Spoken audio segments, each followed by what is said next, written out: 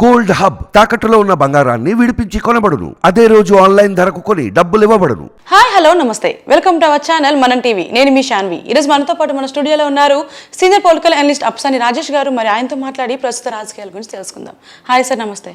నమస్తే అమ్మా. ఎలా ఉన్నారు సార్? బాగున్నాను. సో ఇప్పుడు చూసుకుంటే ఢిల్లీ లిక్కర్ స్కామ్ ఎంత సంచలనం సృష్టించిందో అందరికీ తెలుసు. ఆ ఢిల్లీ లిక్కర్ స్కామ్ విషయంలో ఢిల్లీ సీఎంని అరెస్ట్ చేశారు. సో ఇందులో రకరకాల న్యూస్ బయటకు వచ్చింది. మరి ఇప్పుడు దానికన్నా మించి ఏపీ లిక్కర్ స్కామ్ ఉంది అని చెప్పేసి అంటున్నారు. మరి దీని గురించి ఏం మాట్లాడతారు?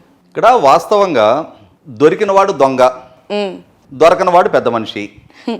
ఇప్పటికీ ఢిల్లీ లిక్కర్ స్కామ్ అంశం ఢిల్లీ లెఫ్టినెంట్ గవర్నర్ గారు ఆయన ఫిర్యాదు మేరకు ఇక్కడ ఢిల్లీ ప్రభుత్వం కొత్తగా తీసుకొచ్చిన లిక్కర్ పాలసీలో అక్రమాలు చోటు చేసుకున్నాయి, దీని మీద విచారణ జరపండి అని చెప్పని స్వయాన లెఫ్టినెంట్ గవర్నర్ గారు అక్కడ విచారణకు ఆదేశించిన తర్వాత సిబిఐ ఎన్ఫోర్స్మెంట్ డైరెక్టరేట్ ఇన్వాల్వ్ అయిన తర్వాత అక్కడ తీగలాగితే కొండంతా కదిలింది, డొంకంతా కదిలింది. అవును.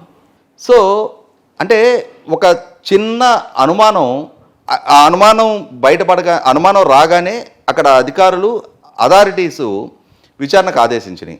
ఆంధ్రప్రదేశ్ రాష్ట్రంలో వచ్చేటప్పటికి ఇంకా పెద్ద పెద్ద ఆరోపణలు వస్తూ ఉన్నాయి. కానీ ఎందుకనో తెలీదు, ఇక్కడ గవర్నర్ వ్యవస్థ అంటే రాజ్యాంగ పరిరక్షకులుగా ఉన్న గవర్నర్ వ్యవస్థ పదే పదే ప్రతిపక్ష పార్టీలు ఇక్కడ అక్రమాల గురించి, అరాచకాల గురించి, దోపిడీ గురించి, అవినీతి గురించి ఎన్ని సందర్భాల్లో ఎన్ని రకాలుగా ఫిర్యాదులు చేసినా కూడా ఇది మాకు సంబంధించిన అంశము అన్నట్టుగా మిన్నకుంటా ఉన్నారు. అదే గవర్నర్ వ్యవస్థ, అక్కడ లెఫ్టినెంట్ గవర్నర్ గారు, ఇక్కడ గవర్నర్ గారు, ఆయన చాలా ప్రొయాక్టివ్గా ఉన్నారు. ఇక్కడ గవర్నర్లు గతంలో విశ్వభూషణ హరిచందన్ గారిని చూసాం, ఇప్పుడు నజీర్ గారు, వీరు స్వయాన ఫార్మర్ సుప్రీంకోర్టు జడ్జి గారు.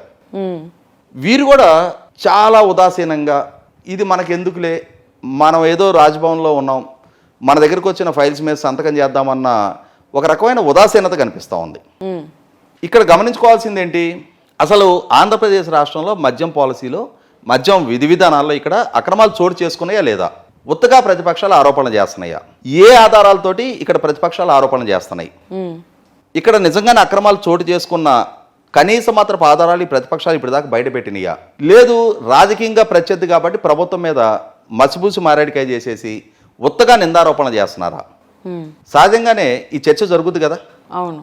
ప్రభుత్వం ఏముంటుంది, ప్రతిపక్షాలు కాబట్టి మా మీద ఆరోపణలు చేస్తున్నారు అంటారు. ప్రతిపక్షాలు ఏం చెప్తున్నాయి, మీ దగ్గర అవినీతి జరుగుతుంది, మేము నిర్దిష్ట సాక్ష్యాధారాలతో ఆరోపణలు చేస్తున్నాం అంటున్నారు. ఇక్కడ మనం కొంచెం నిశ్చితంగా దాని గురించి విశ్లేషిద్దాం. 2019 ఎన్నికలకు ముందు జగన్మోహన్ రెడ్డి గారు అసలు ఈ మద్యం గురించి ఆయన రాష్ట్ర ప్రజలకు ఇచ్చిన వాగ్దానం ఏంటి? మద్యపానం అనేది కుటుంబాలలో ఆర్థికంగాను ఆరోగ్యపరంగాను చిన్నాభిన్నం చేస్తుంది. ఇవాళ సమాజానికి పెనుభూతంగా మారిన ఈ మద్యాన్ని నేను విడతల వారీగా నిషేధిస్తా, 2024 నేను ఎన్నికలకు వెళ్ళబోయే నాటికి రాష్ట్రంలో 5 స్టార్ హోటల్స్లో తప్పితే మద్యం అనేది కనిపించనివ్వను అని చెప్పని వాగ్దానం చేశారు. అవును. ఈ వాగ్దానాన్ని నమ్మి ఈ మద్యం పెనుభూతం వల్ల ఏ కుటుంబాలు అయితే బాధితులుగా మారుతున్నారో ఆ కుటుంబాలకు సంబంధించిన మహిళలు ముఖ్యంగా, ఎందుకంటే ఇది మహిళలకు ఇచ్చిన వాగ్దానం. తాగే పురుషులకి మీరు తాగే మందు నేను రద్దు చేస్తా అంటే వాళ్ళు ఓట్లేరు. అవును. కానీ ఆ కుటుంబాలకు సంబంధించిన మహిళలు వాళ్ళు బాధితులు. ఎందుకంటే సంపాదించే పురుషుడు ఆ సంపాదన ఇంటికి తీసుకురాడు, బయట తాగేస్తున్నాడు. పైగా అంటే ఆ తాగేయటం వల్ల ఆర్థికపరమైన నష్టం, రెండోది ఆ తాగుడు వల్ల అతని ఆరోగ్యం దెబ్బతింటుంది. అంటే ఇక్కడ ఏంటి, 2 విధాల నష్టం. ఆ నష్టాన్ని మొయ్యాల్సింది ఆ ఇంటి గృహిణి, మహిళ, ఆమె సంతానం. ఇది ఆ మహిళల్లో ఆవేదన కారకం అవుతుంది. అటువంటి సందర్భంలో జగన్మోహన్ రెడ్డి గారు వాగ్దానం విన్న తర్వాత వాళ్ళు చాలా రిలీఫ్గా ఫీల్ అయ్యారు. ఎస్, జగన్మోహన్ రెడ్డి గారిని ఎన్నుకుంటే మా కుటుంబాల్లో వెలుగు నింపడానికి ఆస్కారం ఉంటుంది. ఇవాళ మేము అనుభవిస్తున్న ఈ బాధ నుంచి మాకు విముక్తి కలిగించగలిగే నాయకుడు ఈయనకి గెలిపించుకోవాలని చెప్పని ఒక నమ్మకంతో, ఎందుకంటే 2019 ఎన్నికలకు ముందు జగన్మోహన్ రెడ్డి గారి సోషల్ మీడియా, వాళ్ళ వ్యూహకర్తలు, ఆయన భజన బృందం, ఆయన అనుయాయులు ఆయనకు ఒక ట్యాగ్ లైన్ ఇచ్చారు, మాట తప్పని మడమ తిప్పని వంశం అని చెప్పని. జగన్మోహన్ రెడ్డి గారు కూడా మైక్ దొరికిన సందర్భంలో ఏం చెప్పేవాడు, ఆయన ఈ మైక్ పుచ్చుకొని ఒక నాయకుడు ఒక వాగ్దానం చేస్తే దాన్ని నెరవేర్చుకోకపోతే ఆ నాయకుడు కాలరు పుచ్చుకోవాలి అని చెప్పని ప్రసంగించేవాడు. ఓహో, ఇంతటి నిబద్ధత ఈయన ప్రదర్శిస్తున్నాడు కదా, ఇప్పుడు ఈయన చేస్తున్న ఈ వాగ్దానం అన్ని నిలబెట్టుకునే చిత్తశుద్ధి ఈయనకు ఉంటుంది అని చెప్పని నమ్మకంతో రాష్ట్ర వ్యాప్తంగా ఉన్న మహిళలు, ముఖ్యంగా మద్యం వల్ల బాధితులుగా మారుతున్న మహిళలు ఆయన మీద నమ్మకంతో ఓటేశారు. సహజంగా ఆశిస్తారుగా, అధికారంలోకి రాగానే ఓహో ఇంకొక నెలలో నిర్ణయం తీసుకుంటాడు, ఇంకొక 2 నెలల్లో నిర్ణయం తీసుకుంటాడు అని చెప్పని ఆలోచిస్తారు కదా. అవును. ఈ ఆలోచించే ప్రాసెస్లో 2019 మే 30 ఆయన పదవి బాధ్యతలు చేపట్టారు. ఆ పదవి బాధ్యతలు చేపట్టిన తర్వాత నవంబర్ నెలలో కొత్త మద్యం పాలసీని తీసుకొచ్చారు ఆయన. నవంబర్లో ఆ మద్యం పాలసీ తీసుకొచ్చినప్పుడు కొంత చిత్తశుద్ధి ప్రదర్శిస్తున్నట్టుగా కనిపించింది. అంటే మద్యపాన నిషేధం దిశగా అడుగులు వేస్తున్నట్టుగా కనిపించింది. ఎందుకు మొదట్లో ఆయన తీసుకున్న కొన్ని చర్యలు, ఏం చర్యలు తీసుకున్నారు? అప్పటి వరకు 3800 మద్యం షాపులు ఉండేవి రాష్ట్ర వ్యాప్తంగా. మద్యం అమ్మకం ప్రైవేటు వైన్ షాపుల ద్వారా జరిగేది. ప్రైవేటు వ్యక్తుల చేతిలో మద్యం రీటైల్ అమ్మకాలు ఉండేవి. అవునవును.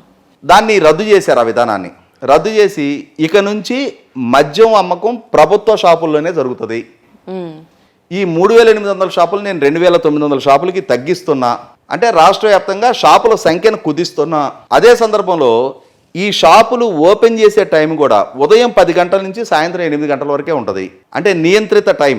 అదే సందర్భంలో ప్రతి వ్యక్తికి 3 బాటిల్స్ మాత్రమే అమ్ముతాం, అంటే కంట్రోల్డ్ సేల్. అంటే షాపులు ఓపెన్ చేసేది టైం రెస్ట్రిక్టెడ్. సో ప్రజలు ఏమనుకున్నారంటే, అరే ఈయన షాపులు సంఖ్య తగ్గించాడు, షాపులు ఓపెన్ చేసి ఉంచే టైము తగ్గిస్తున్నాడు, తర్వాత ఒక్కొక్క వ్యక్తికి ఇన్ని సీసాలు అమ్మకుండా 3 సీసాలే అంటున్నాడు. కాబట్టి ఇది గ్రాడ్యువల్గా ఈ వ్యసనాన్ని డిస్కరేజ్ చేయటం, అంటే ప్రజలకి మద్యం అందుబాటులో ఉండటాన్ని డిస్కరేజ్ చేయటం కోసం చర్యలు మొదలుపెట్టారు. అవును. ఇప్పుడు ఈ మొట్టమొదటి సంవత్సరం 900 షాపులు తగ్గించారు. నెక్స్ట్ ఇయర్కి ఇంకొక 1000 షాపులు తగ్గిస్తారేమో. దశల వారీగా ఈయన మద్యం నిషేధిస్తున్నాడు కదా. సో ప్రజల్ని అలవాటు చేస్తున్నారు, మద్యం అందుబాటులో లేకుండా ఉంచే ప్రయత్నం చేస్తున్నారు అని చెప్పని ఆశించారు. అవును.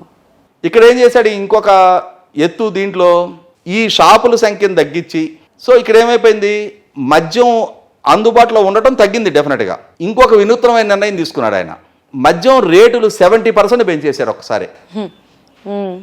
అంటే అంతకుముందు 60 రూపాయలు ఉండే బాటిల్ ఒక్కసారిగా 100 రూపాయలు దాటేసింది. దానికి ఏం కారణం చెప్పారు? మద్యం ధర పెంచితే ఎవరు కొనరు.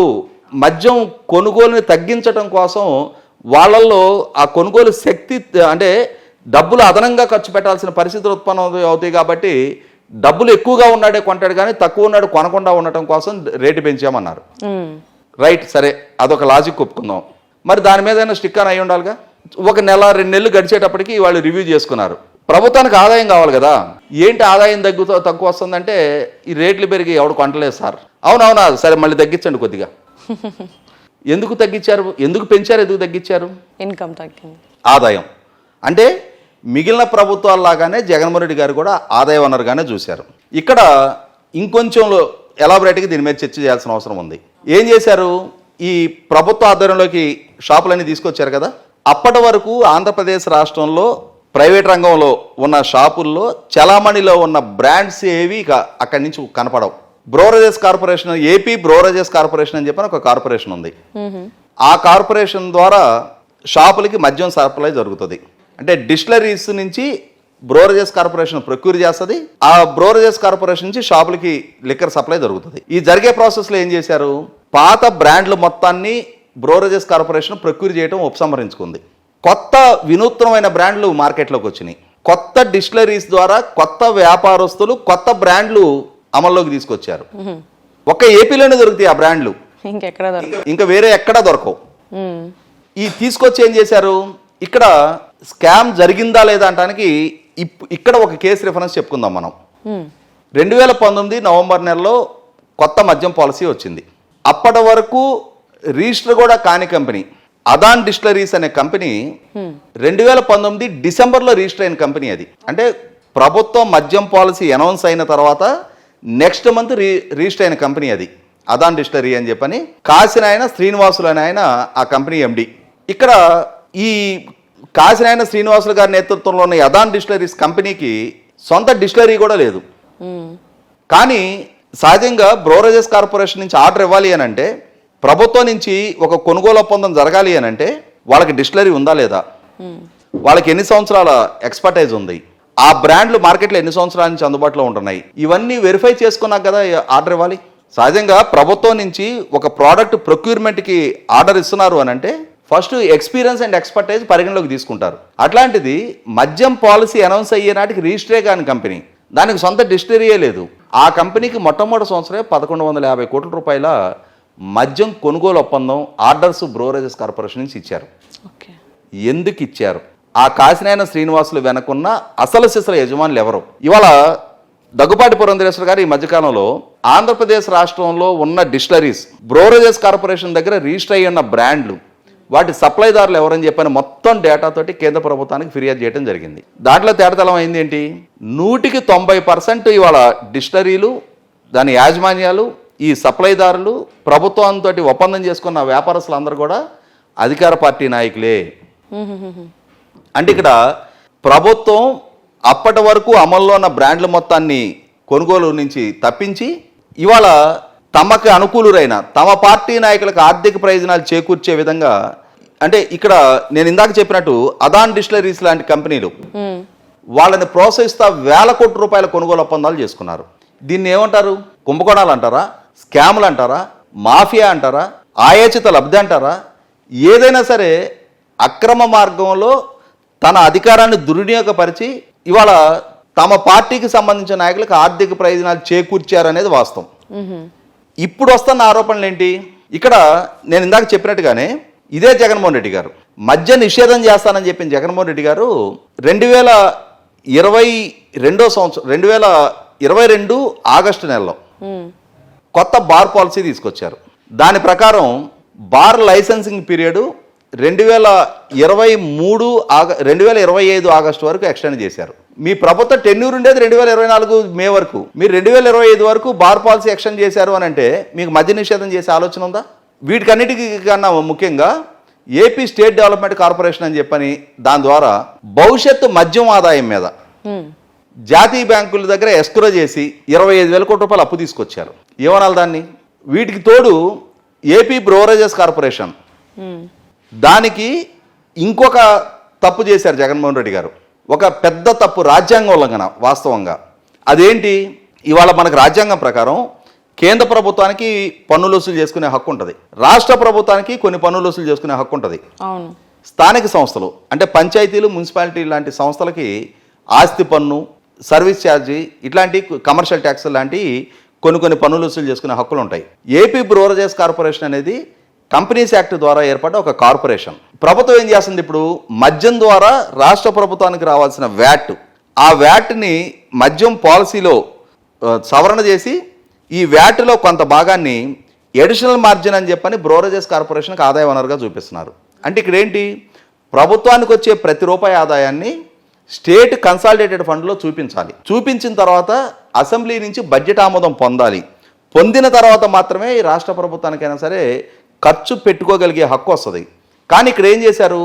అసలు కన్సాలిడేటెడ్ ఫండ్లోకి రాకుండానే కన్సాలిడేటెడ్ ఫండ్లోకి రావాల్సిన ప్రభుత్వానికి వస్తున్న ఆదాయాన్ని బ్రోవరేజెస్ కార్పొరేషన్కి మళ్లించారు. ఇది కాన్స్టిట్యూషన్ వైలేషన్. మళ్లించి దాన్ని షూరిటీగా చూపించి నాన్ కన్వర్టబుల్ డిబెంచర్స్ ఇష్యూ చేశారు. 8,300 కోట్ల రూపాయలు మార్కెట్ నుంచి ప్రొక్యూర్ చేశారు. అంటే తప్పు మీద తప్పు చేసుకుంటూ వెళ్తా ఉన్నారు ఈ మద్యం పాలసీ మాటన. ఇటువంటి సందర్భంలో ఇప్పుడు కొత్తగా వస్తున్న ఆరోపణలు ఇంకా గంభీరంగా ఉన్నాయి. వైసీపీ పార్టీ అభ్యర్థులు 175 అసెంబ్లీ స్థానాల్లో 25 పార్లమెంటు స్థానాల్లో ఎన్నికల్లో పోటీ చేస్తూ ఉన్నారు. ఇక్కడ ఇంకొక అతిపెద్ద ఆరోపణ వస్తుంది ఏంటి అంటే, ఇప్పుడు డిస్టిలరీస్ నుంచి బ్రోవరేజెస్ కార్పొరేషన్కి వస్తున్న లిక్కర్లో మొత్తానికి మొత్తం అంటే ఎంత లిక్కర్ సప్లై అవుతుందో అంతా అకౌంట్ ఫర్ అవ్వట్లేదు. ఓకే. అంటే ఇవాళ ఒక 100 కేసులు మద్యం షాపుల్లో అమ్మకం జరుగుతుంటే అందులో ఒక 70 కేసులు 80 కేసులు మాత్రమే ప్రభుత్వానికి డిస్క్లోజ్ చేస్తున్నారు. మిగిలింది అనాథరైజ్డ్ సేల్స్ జరుగుతున్నాయి. అందుకోసమని చెప్పని అసలు డిజిటల్ ట్రాన్సాక్షన్సే లేవు. ఇవాళ మనం రోడ్డు మీద అరటిపళ్ళు తీసుకుంటే పేటిఎం పేమెంట్ చేస్తాం. ఆటో సర్వీస్ ఆటో ఎక్కి దిగితే 20 రూపాయలు మనం అతనికి ఫోన్లో స్కాన్ చేసి పేమెంట్ చేస్తాం. అట్లాంటిది రాష్ట్ర వ్యాప్తంగా ఉన్న 2,900 షాపుల్లో డిజిటల్ ట్రాన్సాక్షన్స్ ఎందుకు ఎంకరేజ్ చేయలేదు? అవును. ఆ మధ్య పురంధరేశ్వర గారు ఒక షాప్కి వెళ్ళి ఎంక్వైరీ చేస్తే ఆ రోజు 1,00,000 రూపాయలు సేల్ జరిగితే 700 రూపాయలు మాత్రమే డిజిటల్ ట్రాన్సాక్షన్ జరిగింది. 99,300 రూపాయలు ఓన్లీ క్యాష్ ట్రాన్సాక్షన్స్ జరిగినాయి. అంటే ఇక్కడ అర్థమవుతున్నది ఏంటి? ఈ క్యాష్ ట్రాన్సాక్షన్స్ మాటన పారదర్శకత లేదు. అసలు బ్రోవరేజెస్ కార్పొరేషన్ ఎంత లిక్కర్ ప్రొక్యూర్ చేస్తుంది, ఎంత సప్లై చేస్తుంది, ఎంత సేల్ జరుగుతుంది, ఏ ప్రోడక్ట్ ఎంత కమ్ముతున్నారు, ఇందులోంచి రాష్ట్ర ప్రభుత్వానికి ఎంత చెల్లుతుంది, అసలు ఈ నగదు ఎటు నుంచి ఎటు చేతులు మారుతుంది అనేది పారదర్శకతే లేదు. దీని మాటన భారీ అవినీతి జరుగుతుంది అని చెప్పని ప్రతిపక్షాలు ఆరోపిస్తూ ఉన్నాయి. ఓకే, దీని మీద విచారణ జరగాలి అని చెప్పని ఆరోపణ జరుగుతూ ఉంది. ఇప్పుడు ఎన్నికలు జరుగుతూ ఉన్నాయి. ఈ ఎన్నికలు జరుగుతున్న సందర్భంగా వివిధ నియోజకవర్గాల్లో పోటీ చేస్తున్న అభ్యర్థులకి ఆల్రెడీ ఇప్పటికే లిక్కర్ నిల్వలు తరలించేశారు. అంటే ప్రభుత్వానికి అధికారికంగా డిస్క్లోజ్ చేయకుండానే, చేయాల్సిన అవసరం లేకుండానే ఇవాళ డిస్టరీస్ వాళ్ళయ్యే వ్యాపారం వాళ్ళ చేతిలోనే ఉంది. కాబట్టి అంటే ఈ అనధికారికంగా ప్రతిపక్షాలకి ఎన్నికల్లో మద్యం పంపిణీకి ఆస్కారం లేకుండా, ఎస్ మద్యం పంపిణీ అధికార పార్టీ చేయకూడదు, ప్రతిపక్షం చేయకూడదు. అవును. కానీ ఇక్కడ ఏం చేస్తున్నారు, వాళ్ళు పంపిణీ చేయడానికి రిజర్వ్స్ పెట్టుకొని ఆ మద్యం వ్యసనానికి బానిసైన వాళ్ళకి పంపిణీ చేస్తూ ఎన్నికల్లో అడిషనల్ అడ్వాంటేజ్ పొందడం కోసం అధికారం వాళ్ళ చేతిలో ఉంది. కాబట్టి ఈ అధికార వ్యవధిని దుర్వినియోగపరచుకొని వాళ్ళకి ఎన్నికల్లో ఆయాజిత లబ్ధి పొందడానికి ప్రయత్నం చేసుకుంటున్నారు. 100% ఢిల్లీ మద్యం కుంభకోణం ఒక peanut when compare to AP మద్యం కుంభకోణం. ఖచ్చితంగా దీని మీద సమగ్రమైన విచారణ జరగాలి, లోతైన విచారణ జరగాలి. చాలా చాలా పెద్ద చేపలు బయటపడతాయి. చాలా చాలా వేల కోట్ల రూపాయల అక్రమ లావాదేవీలు బయటపడడానికి ఆస్కారం ఉంది. సార్, మీరు చెప్పినట్టు ఏపీ లిక్కర్ స్కామ్ విషయంలో ప్రభుత్వం ఎలాంటి చర్యలు తీసుకుంటుంది అనేది చూడాలి. Thank you so much sir.